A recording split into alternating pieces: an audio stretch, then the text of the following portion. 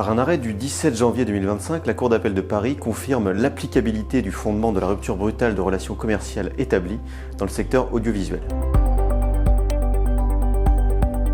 De 2001 à 2020, la société TSE et la société RUC ont conclu de nombreux contrats à durée déterminée ayant pour objet la production de programmes télévisuels destinés à être diffusés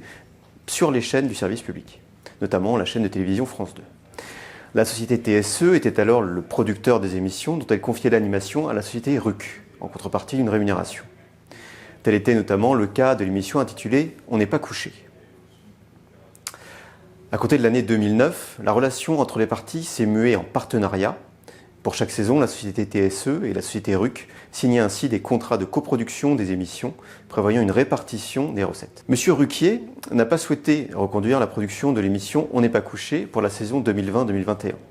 Le 12 mai 2021, la société TSE a assigné la société RUC devant le tribunal de commerce de Paris à l'effet d'obtenir sa condamnation à l'indemniser du préjudice résultant de la rupture brutale d'une relation commerciale établie, ainsi que le paiement de plusieurs créances liées à l'apurement des comptes de coproduction de l'émission. Par jugement en date du 20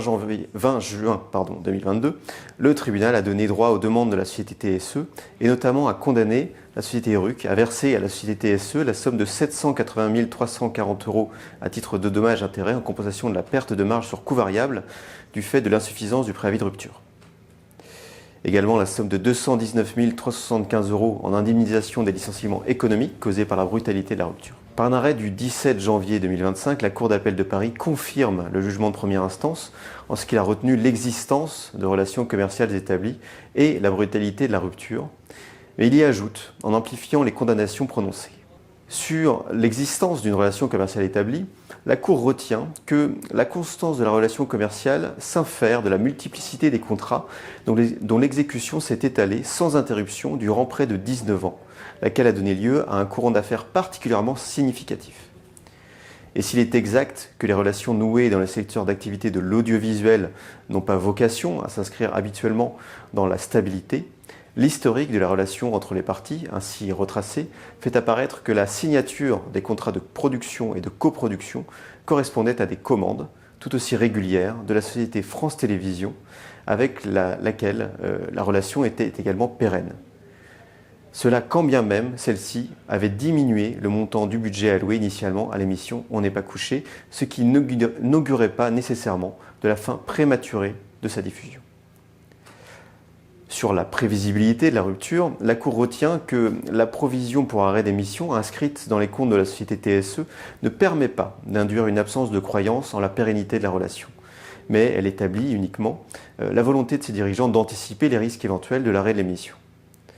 Au vu de l'ensemble de ces circonstances, il y a lieu d'estimer que la société TSE pouvait ainsi légitimement s'attendre à poursuivre sa collaboration avec la société RUC et anticiper pour l'avenir une certaine continuité du flux d'affaires avec son partenaire commercial. Sur la durée du préavis, la société RUC a notifié pour la première fois par écrit sa décision de mettre un terme à la relation par courrier du 24 avril 2020,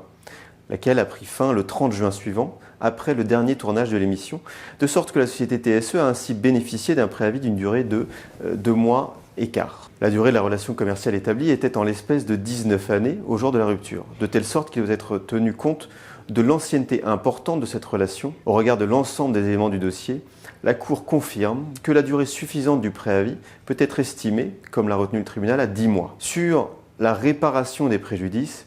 la Cour rappelle la solution constante selon laquelle sont seuls indemnisables les préjudices découlant de la brutalité de la rupture et non la rupture elle-même. Elle rappelle en cela l'arrêt de Cour de cassation du 10 février 2015.